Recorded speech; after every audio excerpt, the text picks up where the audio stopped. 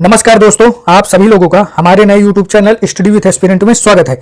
आज हम लोग इस वीडियो में जो अभी हाल ही में एसएससी सीजीएल का एग्जाम चल रहा है, जिनका पर डे जो है 4 शिफ्टों में पेपर हो रहा है, तो उनका आज हम लोग एक एक करके जो 3 दिसंबर के सभी शिफ्ट का क्वेश्चन पेपर हुआ है, तो उनके हम लोग पूरे जीके सेक्शन को देखेंगे। तो आप लोगों ने देखा होगा अभी जब ये एग्जाम जो है 1 दिसंबर से स्टार्ट हुआ था, तो आप लोगों ने देखा होगा कि 2 दिसंबर और अभी जब ये 3 दिसंबर का पीडीएफ देखेंगे तो कई क्वेश्चन जो है पेपर आंसर अपने में मतलब सेम आ रहे हैं। तो इसलिए आप लोग इस वीडियो को भी पूरा देखिएगा और जो 1-2 दिसंबर के हैं उनके सारे क्वेश्चनों को देख कर जाइएगा, क्योंकि कई क्वेश्चन सीधे सीधे यहीं से रिपीटेड पूछे जा रहे हैं।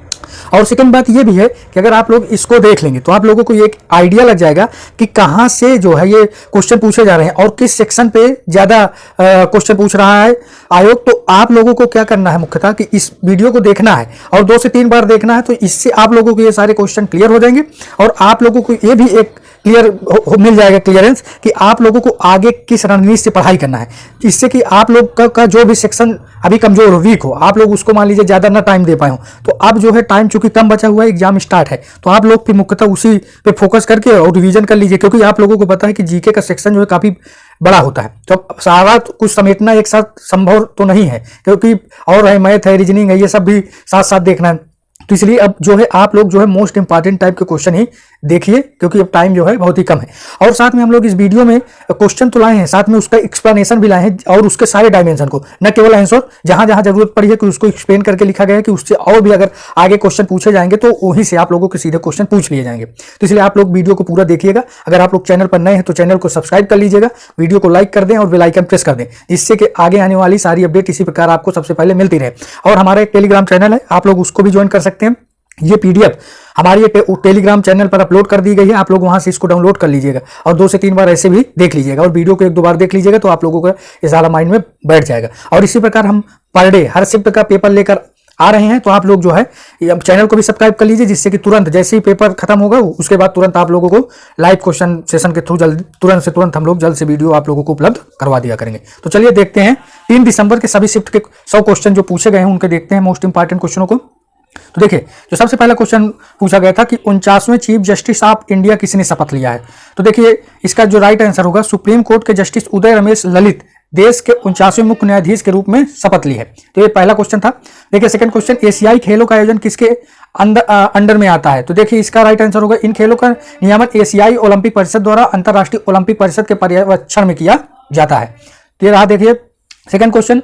अब हम लोग बात करेंगे थर्ड क्वेश्चन की। तो थर्ड क्वेश्चन पूछा था कि मोहिनी अट्टम किस राज्य का लोक नृत्य है, तो इसका देखिए एक्सप्लेनेशन, मोहिनी अट्टम केरल का लोक नृत्य है। मोहिनी अट्टम का नाम मोहिनी शब्द से लिया गया है, जो भगवान विष्णु का एक अवतार है।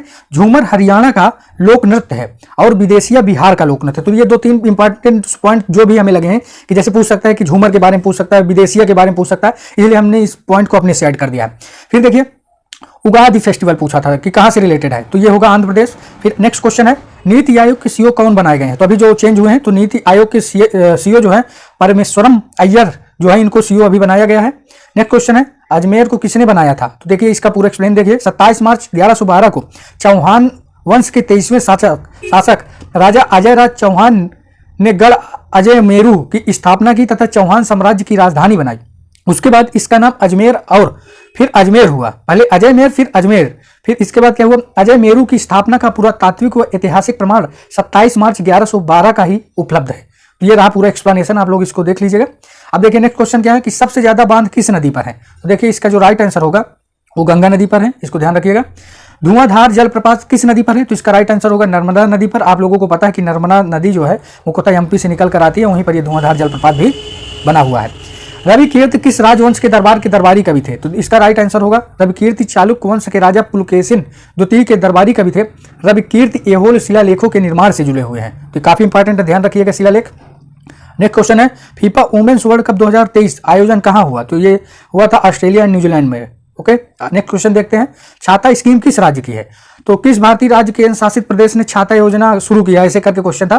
तो उड़ीसा राज्य के, और फिर देखिए नेक्स्ट क्वेश्चन, उड़ीसा राज्य के जल संसाधन विभाग ने छाता योजना को अधिसूचित किया है, इसका राइट आंसर होगा क्या, उड़ीसा राज्य ने। ये पूछा था कि मतलब किस राज्य ने छाता स्कीम को शुरू किया है।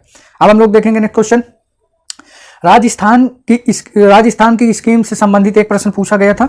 तो फिर इसके बाद एक क्वेश्चन पूछा था कि बांग्ला फेस्टिवल किस राज्य में मनाया जाता है, तो देखिए इसका पूरा पॉइंट समझते हैं, कौन कौन से इंपॉर्टेंट पॉइंट है। तो मेघालय का बांग्ला महोत्सव या भारत के मेघालय के गारो में सबसे अधिक लोकप्रिय है। तो गारो वहां पर एक पहाड़ी है, आप लोगों को पता होगा कि गारो, खासी, जयंतिया, ये तीन जो है पूर्व से पश्चिम की ओर तीनों क्रम में श्रेणियां बनी हुई हैं, उनमें से एक गारो है। चूंकि गारो जनजाति भी वहां पाई जाती है, इस कारण उसका नाम भी ये पड़ गया है। अतः विकल्प 4 सही था, इसका राइट आंसर है। चूंकि आप पूरी तरह से सारा क्वेश्चन एक टाइप से लड़के बता भी नहीं पाते हैं, ऑनलाइन एग्जाम चल रहा है, तो जो भी कई लोगों से डिस्कस करने के बाद जब थोड़ा बहुत वेरीफाइड हो जाता है, तब जाके हम लोग जो भी पॉइंट लगते हैं उनको ऐड कर लिया जाता है। बांग्ला महोत्सव उर्वरता के सूर्य देवता सालजोंग के सम्मान में आयोजित एक फसल उत्सव है। बांग्ला महोत्सव का उत्सव परिश्रम की अवधि के अंत का प्रतीक है, जो खेतों में अच्छे उत्पादन के लिए मनाया जाता है, या सर्दियों की शुरुआत का भी प्रतीक होता है। ये पूरा इससे रिलेटेड बातें थी।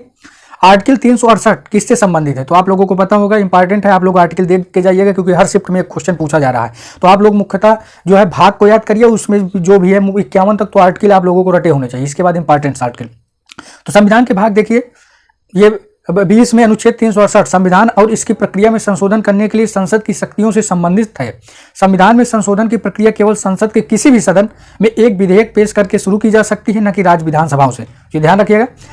नेक्स्ट क्वेश्चन है, अंतिम मुगल सम्राट कौन था? तो इसका राइट आंसर होगा बहादुर शाह जफर को 1857 ईस्वी के विद्रोह का नेता के रूप में चुना गया था। बहादुर शाह जफर भारत के अंतिम मुगल सम्राट भी थे। तो ये क्वेश्चन इंपॉर्टेंट है, पूछ सकता है कि अंतिम मुगल सम्राट कौन था। अतः उन्हें केवल दिल्ली के राजा के रूप में जाना जाता है। उनकी मृत्यु 1862 में रंगून में हो गए थे। उन्हें विद्रोह के सैनिकों द्वारा शाहनशाह ए हिंदुस्तान यानी भारत का सम्राट कहा जाता था। तो ध्यान रखिएगा बातें। एक क्वेश्चन है, जिप्सम का रासायनिक फार्मूला क्या होता है? तो इसको हर्सौट यानी CaSO4 2 एक तहदार खनिज है, जिसे सेलेनाइड भी कहते हैं। रासायनिक संरचना की दृष्टि से यह कैल्शियम का सल्फेट होता है, जिसमें जल के भी अणु रहते हैं। गर्म करने से जल के अणु निकल जाते हैं और यह अजल हो जाता है। आकृति में यह दानेदार संगमरमर सदृश हो जाता है। तो ये ध्यान रखिएगा। फिर है FIFA world cup upcoming women जो आएगा, तो उसके बारे में पूछा था कि जो 2023 वाला फीफा है, तो आप लोगों को ऊपर देख ही चुके हैं कि ऑस्ट्रेलिया और न्यूजीलैंड। फिर नेक्स्ट है कि औरंगजेब की मृत्यु किस वर्ष हुई थी? तो आप लोगों को पता होगा कि औरंगजेब, देखिए औरंगजेब की मृत्यु 4 मार्च 1707 ईस्वी में हो गई थी। औरंगजेब को दौलताबाद में स्थित फकीर बहाउद्दीन की कब्र के अहात में दफना दिया गया है। तो ध्यान रखिएगा। इसके समय में जो सूबों की संख्या है वो 20 थी, पूछा है कई बार क्वेश्चन। जाट जस्टिन डांस किस राज्य का लोक नृत्य है? तो देखिए जाट जाटिन बिहार के उत्तरी भागों और विशेषता मिथिलांचल में लोकप्रिय है।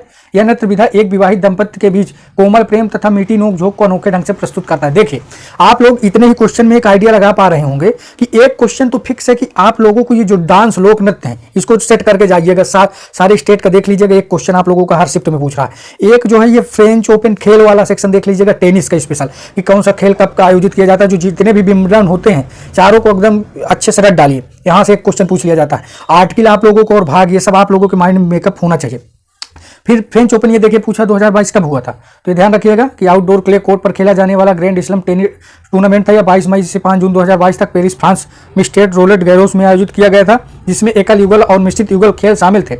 इगा स्विएटेक ने महिला एकल स्पर्धा जीती, अपना दूसरा फ्रेंच ओपन का ताज हासिल किया, और राफेल नडाल पुरुष में। तो ध्यान रखिएगा इसमें मेन है राफेल नडाल पुरुष में और स्विएटेक जो है ये महिलाओं में जीती थी। आगे हम लोग देखते हैं, इसको आप लोग देख लीजिएगा आगे जो भी है, क्योंकि वीडियो फिर लंबा हो जाएगा। इंडिया और यूरोप को कौन सा पर्वत अलग करता है? तो इंपॉर्टेंट है, तो यूराल पर्वत यूरोप और एशिया महाद्वीपों के बीच में सीमा बनाता है। यह पश्चिमी रूस के उत्तर से दक्षिण तक आर्कटिक महासागर के तट से यूराल नदी और उत्तरी पश्चिमी कजाकिस्तान तक जाती है। इसकी जो लंबाई 25 किलोमीटर की, ऊंचाई इसकी 1895 मीटर है। तो अपना ये पूरा देख लीजिएगा आगे, इंपॉर्टेंट जो भी पॉइंट थे हमने बता दिया। कौन सी पंचवर्षीय योजना कृषि और रोजगार पर आधारित थी? तो ध्यान रखिएगा 5वीं पंचवर्षीय जो 1974 और 78, इनको जो भी 12 पंचवर्षीय इनका डेट वेट सब याद कर लीजिए, और क्या इनका उद्देश्य था और किसमें क्या किस लिए किस मोटो से बनाया गया ध्यान रखिएगा। पंचनद नदी में से कौन सी नदी नहीं आती? तो इसको भी ध्यान रखना है। जो पंचनद अर्थात 5 नदियों का संगम, पंजाबी भाषा में पंज का मतलब 5 नदियों का संगम है। वेदों में पूरा पंजाब का नाम पंचनद के नाम से जिक्र है। ये 5 नदियां हैं, झेलम चिनाब, झेलम है वो, सॉरी झेलम नहीं है, चिनाब, रावी, ब्यास और सतलज है। सबसे ज्यादा साक्षरता दर किस राज्य का है? तो आप लोगों को पता है कि केरल की सबसे ज्यादा है और सबसे कम हरियाणा की है। आगे देखेंगे, ऑस्कर और ग्रैमी अवार्ड दोनों जीतने वाला संगीतकार हो, तो इसका राइट आंसर हो जाएगा AR रहमान। तो इसका आप लोग अंदर देख लीजिएगा, पूरा इसका डिटेल से दिया हुआ है।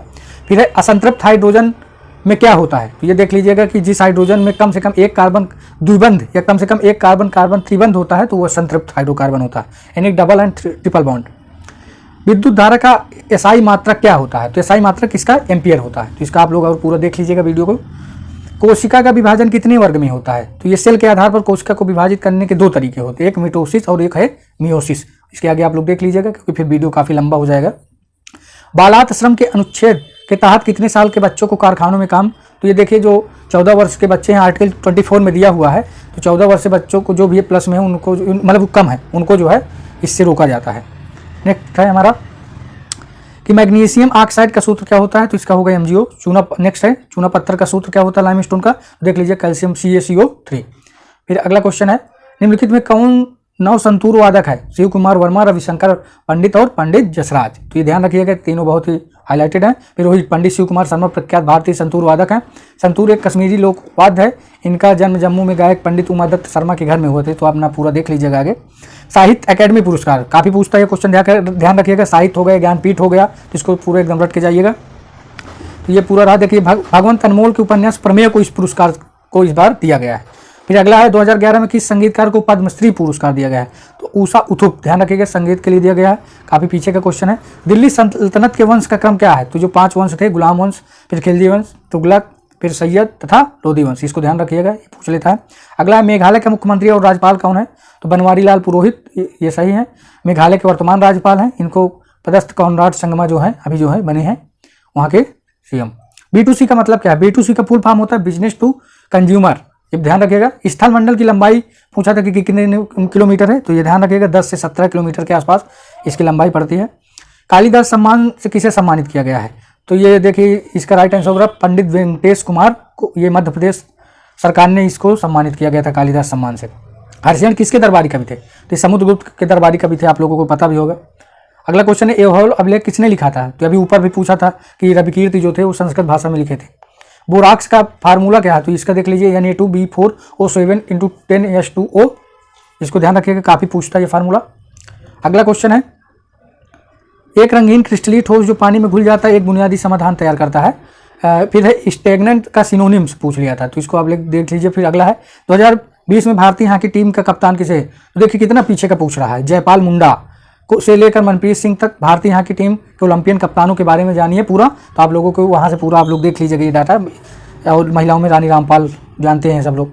राष्ट्रपति से संबंधित कथन कौन सा, ऐसे करके क्वेश्चन आया था कि कई कथन दिए थे उसमें सही कथन पूछा था। तो ये रहा मतलब कि 3 दिसंबर के चारों शिफ्ट का पेपर का एनालिसिस। आप लोग इस वीडियो को 2 से 3 बार देख लीजिएगा और चैनल को सब्सक्राइब भी कर लीजिए, जिससे कि आगे आने वाली जैसे जो भी आगे जितने दिन तक ये 13 दिसंबर तक पेपर चलेगा, हम हर शिफ्ट का पेपर का एनालिसिस करेंगे और उसका राइट जो भी आंसर होगा उसको लेकर आएंगे। और साथ में जो भी लगेगा हमको कि कौन कौन से आपको टॉपिक कवर करने चाहिए इस टाइम पे, उसको भी बताएंगे। तो आप लोग इसमें देख पा रहे होंगे जो आप क्वेश्चन आर्टिकल याद कर लीजिएगा। साइंस में इंपॉर्टेंस फार्मूले जो है, केमिस्ट्री में हो गया और बाकी जैसे बायोलॉजी में हो गया, पोषण ओषण का देख लीजिए टॉपिक। इसके बाद जो है GK GS वाले में आप लोग जैसे लोकनृत्य तो ध्यान रखिएगा।